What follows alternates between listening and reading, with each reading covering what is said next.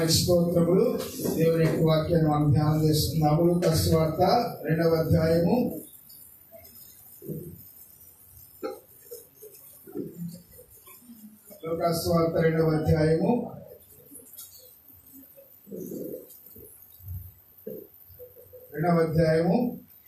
15 నుంచి 20 వచనాల వరకు మనం చదువుకున్నాము. ఆ దూతలు బైబిల్ వారందరూ తీయండి. దానికి వారి ముందు వారందరూ ఒక నిమిషం అందరూ బైబిల్ అందరూ తీయాలి. వెనక కూర్చున్న వాళ్ళు కూడా మనం ప్రార్థనకు వచ్చి బైబిల్ తీయాలి.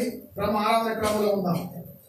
ప్రసాద్ అందరూ బైబిల్ తీయండి. వెనక వాళ్ళందరూ అందరూ దేవుని యొక్క వాక్యము చాలా ప్రాముఖ్యమైనది. ఆ దూతలు తమ యొద్ద నుండి పరలోకమునకు వెళ్ళిన తర్వాత చదవయ్యారు.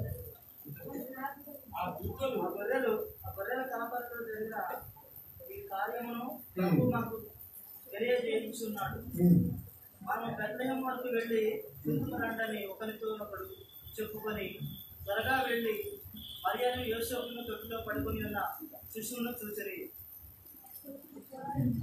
వారు చూచి ఈ శిష్యుని గురించి తమతో చెప్పని మాటలు ప్రచురము చేసిరి.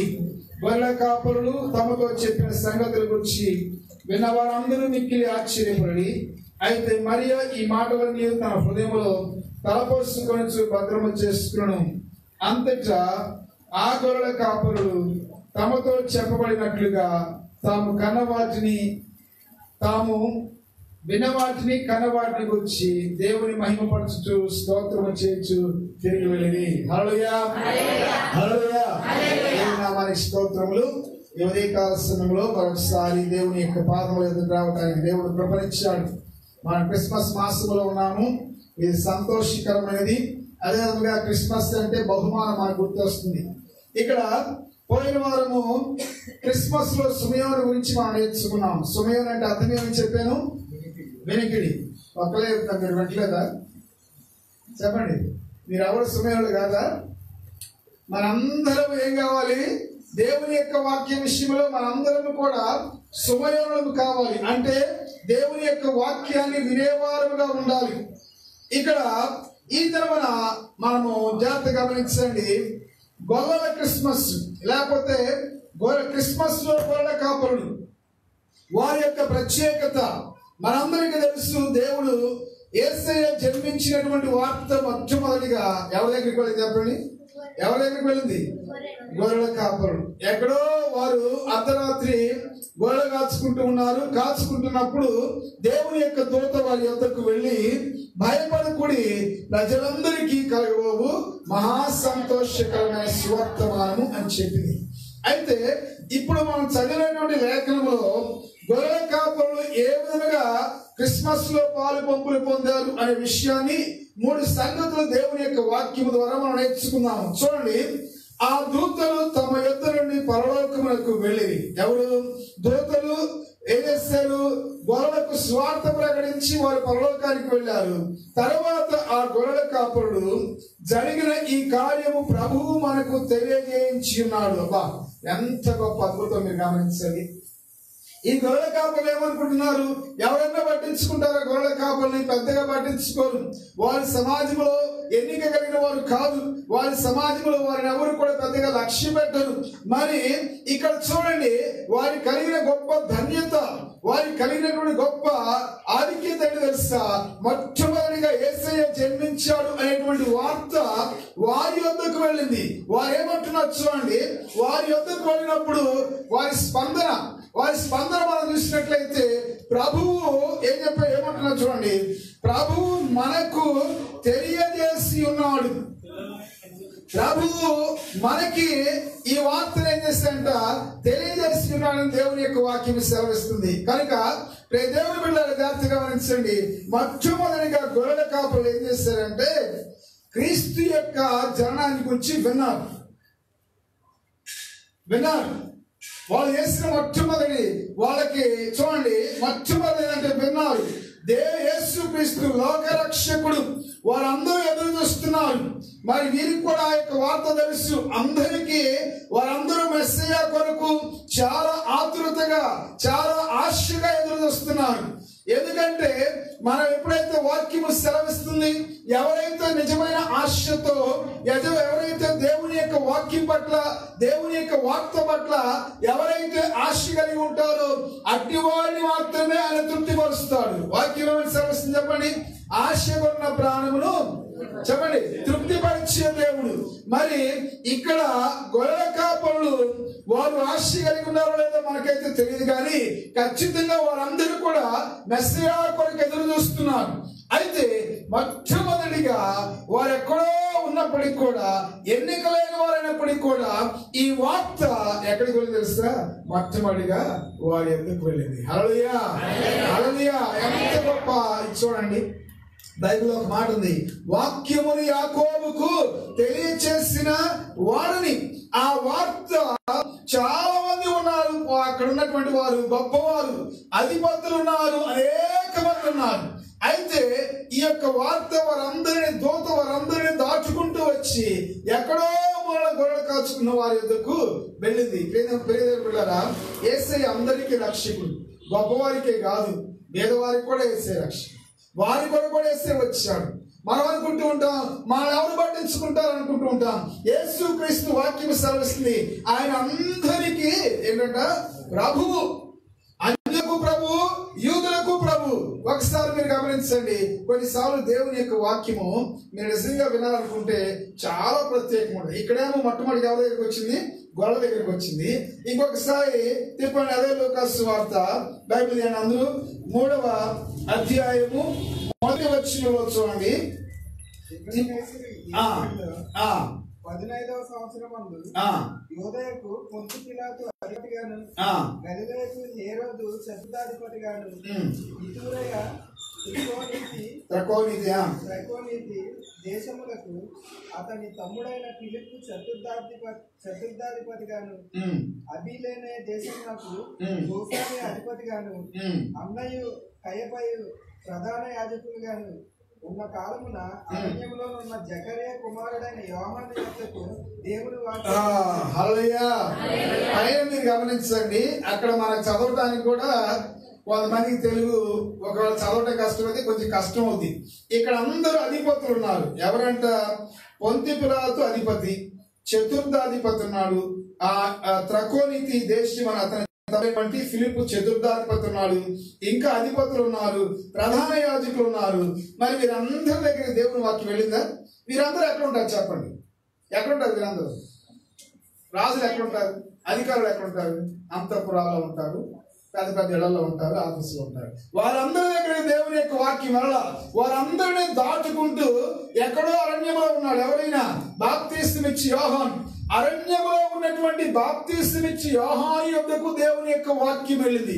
ఇప్పుడు నేను చెప్పే విషయం ఏంటంటే, దేవుని బిడ్డలారా, మనందరము గొల్లలు, అదేవిధంగా బాప్తిస్మమిచ్చి యోహాను వలె మనందరము కూడా ధన్యులము. ఎందుకు తెలుసా? దేవుని యొక్క వాక్యము మన యొద్దకు వచ్చింది. మనము దేవుని వెతుక్కొని వెళ్ళాల. దేవుడు ఏమని ఎందుకు వచ్చాడు? గొర్రెల కాపులు వెతికారు, యేసయ్యని వెతకలేదు. లేకపోతే గొర్రెల కాపులు ఈ వార్త వినాలని యేసయ్య కొరకు వెతకలేదు, కానీ వెతుక్కుంటూ సమాచారం వారి దగ్గరికి వచ్చింది. అలాగే ఇక్కడ బాప్తిస్మమిచ్చి యోహాను అరణ్యంలో ఉన్నాడు, అంతఃపురంలో లేడు, ఎంతో మందిని దాటుకొని వచ్చింది. దేవుని బిడ్డలారా, ఇక్కడ ఒక సత్యం గమనించండి, వాక్యము మన యొద్దకు వచ్చింది. యేసుక్రీస్తు జన్మించాడు, యేసుక్రీస్తు లోకరక్షకుడు అనేటువంటి వార్త మన యొద్దకు వచ్చిందంటే నీవు ఏ స్థితిలో ఉన్నా కానీ నీవు ధన్యుడవు అని పరిగణించుకోవాలి. హల్లెలూయా. ఎవరు ధన్యులయ్యారు చెప్పండి? వీళ్ళందరూ పైన వారు ధన్యులయ్యారా? బాప్తిస్మమిచ్చి యోహాను ధన్యుడయ్యాడా? బాప్తిస్మమిచ్చి యోహానే ధన్యుడయ్యాడు. మరి ఆ దేశంలో చాలా మంది ఉన్నారు, వారందరూ ధన్యులయ్యారా? గొర్రెల కాపులు ధన్యులయ్యారా? గొర్రెల కాపులు ధన్యులయ్యారు. ఎందుకు తెలుసా? ఈ యొక్క వార్త వారి యొద్దకు వచ్చింది, ప్రభువు మాకు తెలియజేసి ఉన్నాడు అని వాక్యం సెలవిస్తుంది. కనుక మొట్టమొదటిగా గొర్రెల కాపరులు ఏం చేశారు? యేసు పుట్టాడు అనేటువంటి వార్తను విన్నారు. ఏం చేశారు? విన్నారు. దేవుడు వినిపింపజేస్తాడు. మనకు కూడా యేసయ్య పుట్టాడు అనేటువంటి వార్త మనం విన్నాం. దేవుని యొక్క వాక్యాన్ని మనం వినాలి. ఎందుకు తెలుసా? దేవుని యొక్క వాక్యం ఏం చేస్తుంది? ఏమన్నది వాక్యము? వినుట వలన ఏం కలుగుతుంది చెప్పండి? విశ్వాసం కలుగుతుంది. మీరు ఎక్కడున్నా కానీ దేవుని యొక్క వాక్యానికి మనం చెవినివ్వాలి. వాక్యం మన యొద్దకు వస్తుంది. వాక్యమైన దేవుడు మన యొద్దకు వస్తుంది. ఈ రోజుల్లో చాలా మంది పట్టించుకోరు. రేపు ఒకనొక కాలం రాబోతుంది, నువ్వు వాక్యం విందామన్నా కానీ నీకేం దొరకదు, వాక్యం దొరకదు, కరువు అయిపోతుంది. మరి ఇప్పుడు ఈ వాక్యం విని దేవుని యొక్క వాక్యాన్ని మనసులో భద్రం చేసుకోకపోతే, చూడండి క్రింద గొర్రెల కాపరులు ఆ మాట చేస్తే అది ఏం చేస్తారు? విన్నారు. కానీ మరియ గురించి రాస్తూ ఏమన్నాడు చూడండి, 19వ వచనం అందరూ చూడండి. అయితే మరియ ఆ మాటలన్నీ తన హృదయంలో తలపోసుకొనుచు భద్రము చేసుకొను. ఏ మాటలు? గొల్లలు యేసుని గురించి చెప్పిన మాటలన్నీ కూడా విని భద్రము చేసుకుందంట. ఇప్పుడు మనం ఏం చేయాలంటే, దేవుని యొక్క బిడ్డలుగా వాక్యం మన యొద్దకు వచ్చింది, యేసే మన యొద్దకు వచ్చాడు కాబట్టి మనమందరం ఏం చేయాలంటే వాక్యాన్ని వినటమే కాదు కానీ దాన్ని తలపోసుకుంటూ మన హృదయాల్లో ఏం చేసుకోవాలి? భద్రం చేసుకోవాలి. మనవాళ్ళు కొంతమంది ఏం చేస్తారంటే దాన్ని భద్రం చేసుకుంటారు. దేనికోసం? వ్యవస్థ దేనికోసం? క్విజ్ కోసం కదా, క్విజ్ కోసం కాదు భద్రం చేసుకోవాల్సింది. వాక్యాన్ని పాటించడానికి, వాక్య ప్రకారం జీవించడానికి మన వాక్యాన్ని మన హృదయాలలో భద్రం చేసుకోవాలి. ఇంటికి వెళ్ళిన తర్వాత ఎంతమంది ఈ వాక్యాన్ని తలపోసుకుంటారు చెప్పండి? ఎంతమంది ఈ వాక్యాన్ని మనలో నెమరు వేసుకుంటారు? చాలా తక్కువ. మీరు తలపోసుకుని నెమరు వేసుకుంటే మీ మనసులో అది భద్రంగా ఉండిపోతుంది. మీరు నిజంగా ఎవరంటే గొర్రెల కాపరులు, వారు ధన్యులు. దేవుని యొక్క వాక్యమాన్ని వెతుక్కుంటూ వారి వద్దకు వచ్చింది.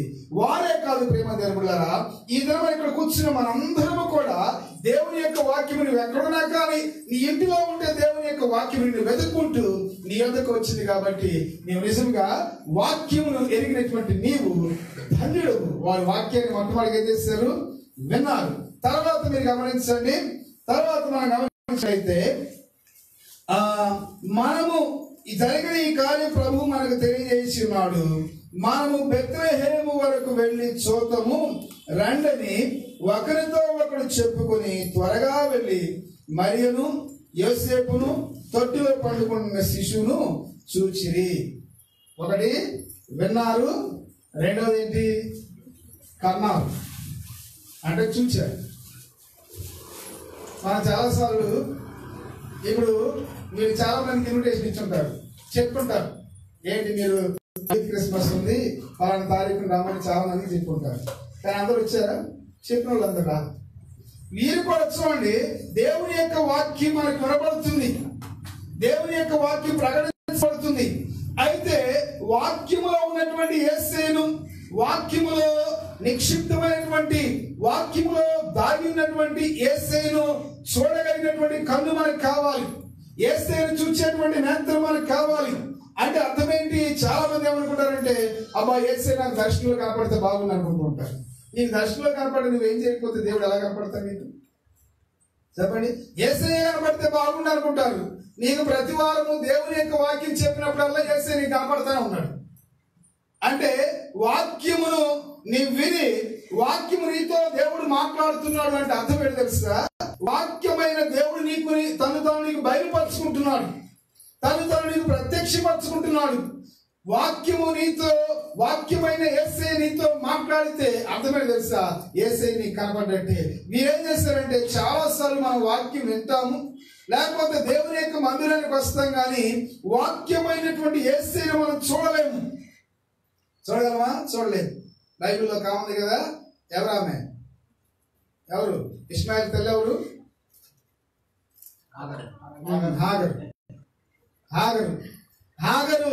హాగరు ఏం చేస్తుంది?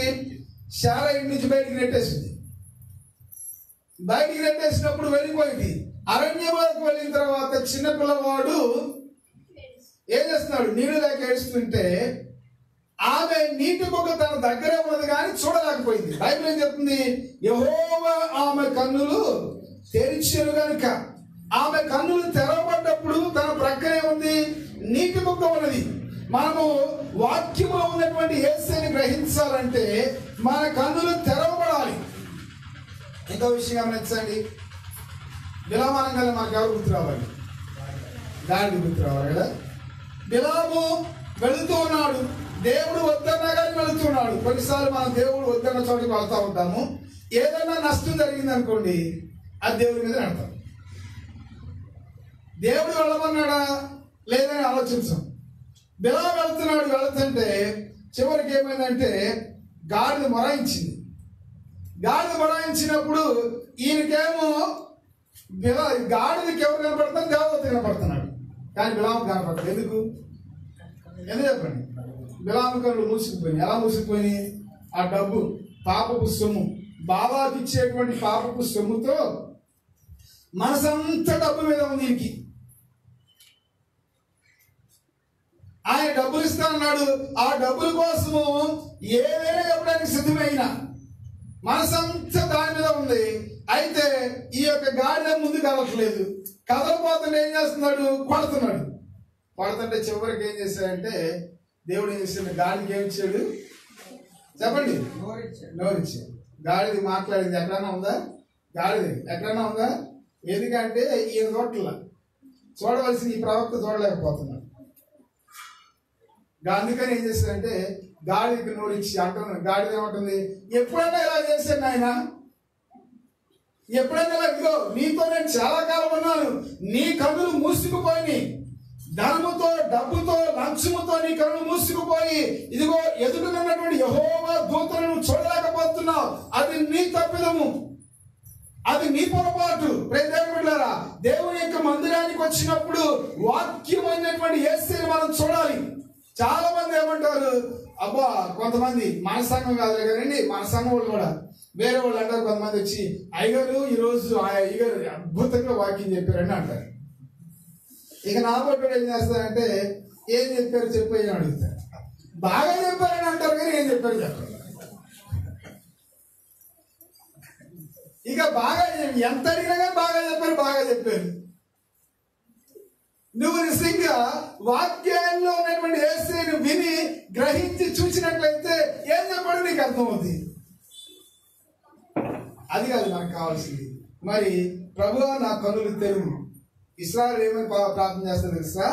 నీ ధర్మశాస్త్రములోని ఆశ్చర్యకరమైన సంగతులు చూసినట్లు చెప్పండి నా కన్నులు తెరువు. ఎవరైనా ప్రార్థన చేసుకుని వచ్చారా? ప్రభు ఈరోజు నా కన్నులు తెరువు ప్రభా అని ఆదివారం వచ్చేటట్లు అలా ప్రార్థన చేసుకుంటాను. దేవుడు నీ కన్నులు తెరుస్తాడు, దేవుడు నీతో మాట్లాడతాడు. లేకపోతే నీవు దేవుని మందిరానికి వచ్చి కూర్చున్నా కానీ బిలాము వలె నీకు డబ్బు కాకపోవచ్చు, లేకపోతే మీ ఇంట్లో ఉన్నటువంటి పనులు బట్టి, లేకపోతే మీరు వండుకున్నటువంటి కోడి మాంసం మీద వాటిని బట్టి మీ కన్నులు మూసుకొని పోయి దేవుని వాక్యం మీ యొక్క మనస్సులోకి వెళ్ళకపోవచ్చు. అందుకని ప్రభువా నా కన్నులు తెరువు. నీ ధర్మశాస్త్రం ఎంత అద్భుతమైన ప్రార్థించండి. నీ ధర్మశాస్త్రంలోని ఆశ్చర్యకరమైన సంగతులు, ఇదిగో ఈ బైబిల్లో ఉన్నవన్నీ కూడా ఆశ్చర్యకరమైన సంగతులే. అసలు మన రక్షకుడైనటువంటి యేసయ్య ఆశ్చర్యకరుడు. మీ కళ్ళు తెరవకపోతే మీరు ఏ విధంగా యేసయ్యని చూస్తారు? మీరు ఏం చేస్తారంటే వెళ్ళి చూద్దాము రండి. వారు వెళ్ళారు, శిశువును చూశారు. ఎవరు ఈ యేసయ్య? ఎవరు చెప్పండి? ఎవరు యేసయ్య చెప్పాలి? వాక్యం. ఆ వాక్యము శరీరధారి అయి కృపా సత్య సంపూర్ణుడిగా మన మధ్య నివసించను. వారు ఆ శిశువును చూస్తారంటే అర్థం ఏంటంటే వాక్యమైనటువంటి యేసయ్యని చూస్తారు. నీ దేవుడు వాక్కు ద్వారా నీతో మాట్లాడంటే అర్థమే తెలుసా? నీవు దేవుని యొక్క ప్రత్యక్షతను, మరొక మాట చెప్పాలంటే దేవుని యొక్క దర్శనాన్ని పొందుకున్నట్లే. నీవు దేవుని యొక్క దర్శనం లేకుండా దేవుని యొక్క మందిరానికి వచ్చి వెళ్ళినట్లయితే నీ వల్ల నీకు ప్రయోజనం ఉండదు, నీ వల్ల నా పక్క వారికి కూడా ప్రయోజనం ఉండదు. ఇంటికెళ్ళిన కొంతమంది ఎవరు తెలుసా? ఒకవేళ వాళ్ళ అమ్మ నాన్న రాలేదనుకున్నారా? ఏం చెప్పారు భాష గారు, అయ్యగారు వాక్యం చెప్పారంటే ఆయనే చెప్పారు నాకేం తెలుసు అంట కొంతమంది. అది ఎందుకు? దేవుని మందిరానికి వచ్చి నువ్వు వాక్యం వినకుండా వాక్యంలో వేస్తే నువ్వు కనకుండా ఉన్నట్లయితే నీవు వచ్చినా కానీ అది నిష్ప్రయోజనం, అర్థరహితం. అందుకని ప్రభువా నా కన్నులు. వారు చూడండి, వారు సంతోషముతో ఆ శిశువుని చూచారంట.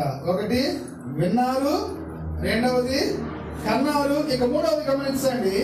మూడవది వారు చూచి ఈ శిశువుని గురించి తమతో చెప్పబడిన మాటలు ప్రచురము చేసిరి. మూడవది అన్నారు. మా ఉంటుంది, నేను పోయిన వారు చెప్పాను కదా, స్కూల్లో రాస్తారు 3: చెడు అనకు, చెడు వినకు, చెడు కనకు. అవి మనం వినకూడదు, ఆ చెడు చూడకూడదు, వినకూడదు, చూడండి ఇంకేంటి కనకూడదు. కానీ దేవుని వాక్యం వినాలి, దేవుని వాక్యాన్ని చూడాలి. కనాలి అంటే చూడాలని అర్థం. మూడవది అనాలి అంటే ప్రచురణ చేయాలి. మూడవది ఏం చేయాలి? వెళ్తా వాళ్ళు మౌనం వెళ్ళిపోయారు. అబ్బా మేము చూసేలా మాకు చాలా సంతోషం, మా మట్టికి మేము ధన్యులం అయిపోయాము. చాలా మంది క్రైస్తవులు ఇదే తృప్తితో బతుకుతున్నారు. మా మట్టికి మేము ధన్యులం అయిపోయాము, యేసుని మేము తెలుసుకున్నాము, మా పరలోకం గ్యారెంటీ అనుకుంటున్నారు. మరి నీ గ్యారెంటీ అయితే నీ పక్కన వాళ్ళకి, నీ స్నేహితుడికి వద్దా పరలోకం? నీ కుటుంబంలో ఉన్న వారికి వద్దా? భార్య రక్షించబడితే భర్తకు వద్దా? ఇక్కడ కుటుంబంగా మేము అందరం కలిసి ఉండాలనుకుంటారు. పరలోకంలో మీ కుటుంబం మీతో రావద్దా? పరలోకంలో మీ స్నేహితులు మీకు రావద్దా, మీతో రావద్దా? చూడండి, వారు వెళుతుంట వారు విన్న వాటిని, వారు కన్న వాటిని, ఏమైతే విన్నారో, ఏమైతే చూచారో వాటిని అన్నారు, అంటే చెప్పారు. ప్రజల బిడ్డారా, జాగ్రత్తగా గమనించండి. దీనికి ఎవరు అతీతులు కాదు. యేసుని గురించి క్రిస్మస్ దినాల్లో మరి ఎక్కువగా చెప్పాలి. ఇందా పాస్టర్ గారు అంటే ఒక్కళ్ళ చేతులు ఎత్తల. కనీసం మీ ఇంటి దగ్గర ప్రార్థన పెట్టుకొని మీ ప్రక్క వారి కన్నా ఏం చేయాలి? దేవుని సువార్త ప్రకటించి, మీరు ప్రకటించకపోయినా కానీ మీరు ప్రకటించాలి. అలాగని మీరు దాన్ని మినహాయించుకోవడానికి వీలు లేదు. మీరు ప్రకటించాలి, నేను ప్రకటించాలి. పౌలు ఏమంటాడు? అయ్యో, స్వార్థ ప్రకటించబడవలసిన భారము నా మీద మోపబడి ఉన్నది. చదవండి ఒకసారి, చదువుకొని మనం ముగించుకున్నాం. చూడండి, తీయండి కొరింథీ పత్రిక, 1 కొరింథీ పత్రిక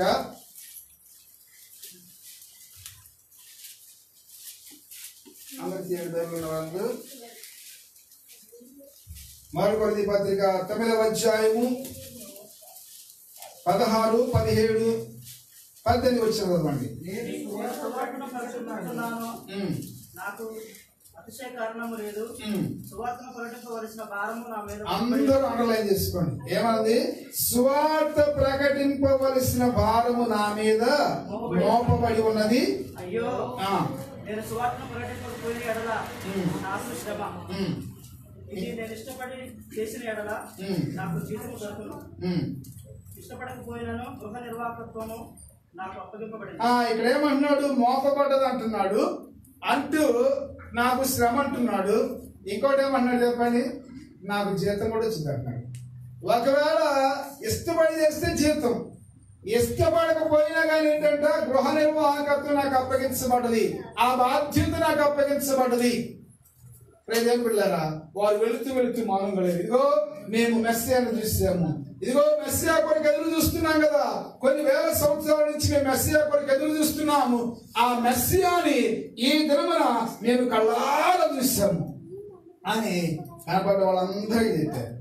అయ్యే పిల్లలు, మీరు కూడా పిల్లలు బాగా చెప్తారు స్వార్థ. మీరు స్వార్థ చెప్పి చర్చికి తీస్తారు, రైట్? మనందరి బాధ్యతకి, ఎవరు దీనికి మినహాయింపు కాదు, ఎవరు దీనికి అతీతులు కాదు. మనందరం స్వార్థ ప్రకటించాలి. చాలా సింపుల్.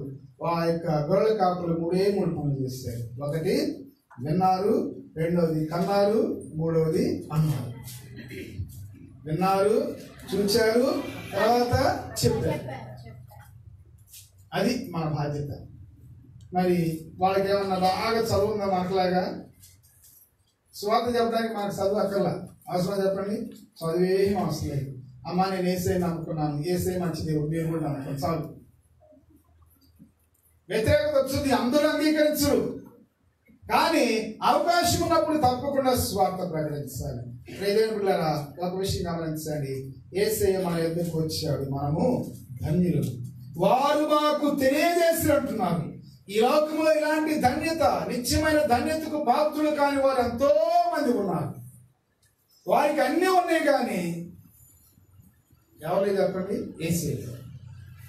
నేను చిన్నప్పుడు ఒక పాట ఉంది, మేడ మీద నీకున్నా ఎన్ని ఉన్నా యేసు లేకపోతే నీకు జీవితం సున్నా అనే పాట ఉండేది.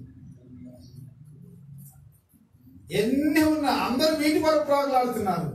మరి మనము యేసయ్యని కలిగి ఉన్నాము. యేసయ్య స్వార్థ చెప్పడానికి ప్రాకులాడాలి. రెండవదిగా విన్నాము కాబట్టి వచ్చిన తర్వాత దేవుని యొక్క వాక్యాన్ని చాలా శ్రద్ధగా వింటే యేసయ్య నీకు కనపడతాడు. ఒకసారి నేను యథార్థంగా అడుగుతాను, మీరు యథార్థంగా చెప్పండి. నేను అడిగేది మీరు ఎంతమందికి యేసయ్యని చూడాలండి? లేకపోతే చేయకపోయినా నాకేం ఇబ్బంది లేదు. ఉన్నవారే చెప్పండి, చూడాలని ఎంతమందికి? మీరు వాక్యం శ్రద్ధగా ఉంటే యేసయ్య కనపడతారు. ఒకవేళ యేసయ్య దర్శనంలో కనపడితే ఏమో తెలుసా? మీరు ఒకవేళ మన పాపలో ఉన్నారనుకోండి, మరి పద్మస్లో ఉన్నటువంటి ఆ యోహాను యేసయ్య కనపప్పుడు ఒక వారం పడిపోయాడు. ఆయన చూడలేక, దర్శనంలోనే చూడలేక పడిపోయాడు.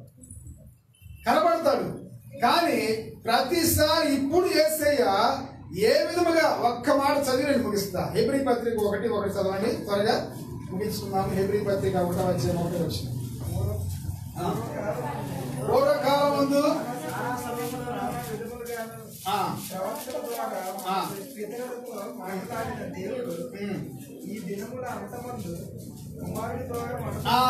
చూడండి, పాత నిబంధనలో ప్రవక్తల ద్వారా మాట్లాడాడు, దర్శనాల ద్వారా మాట్లాడాడు. కానీ ఈ దినముల అంతమందు కుమారుని ద్వారా అంటే ఎవరంటే వాక్యమైనట్టుగా ఆ కుమారుడు యేసయ్య. ఈ వాక్యమే ఆ కుమారుడు యేసయ్య. ఈ వాక్యం ద్వారా దేవుడు మనతో మాట్లాడతాడు కనుక మీరు దేవుని యొక్క వాక్యాన్ని వినాలి, దేవుని యొక్క వాక్యాన్ని ప్రకటించాలి. ఆ మూడు వారు చేశారు నిజంగా. అందుకని వారి పేరు జీవగ్రంథంలో రాయబడి వారి జీవితాలు ధన్యమైంది. గొల్ల గురించి ఎంతమంది చెప్పుకున్నారు చెప్పండి? నా బోటులు ఎంతమంది ప్రకటిస్తున్నారు? నీ జీవితం కూడా ధన్యమవుతుంది. కనుక ప్రియదేవుని బిడ్డలారా, ఆయన మాట మనము విందాము, ఆయన మాట మనము మా మాటలో ఉన్నటువంటి యేసయ్యను మనం చూద్దాము. ఆ వాక్యమైన యేసయ్యను లోకానికి తెలియజేస్తాము. అటు కృప దేవుడు మనకి దయచేయను గాక. పిల్లల పాట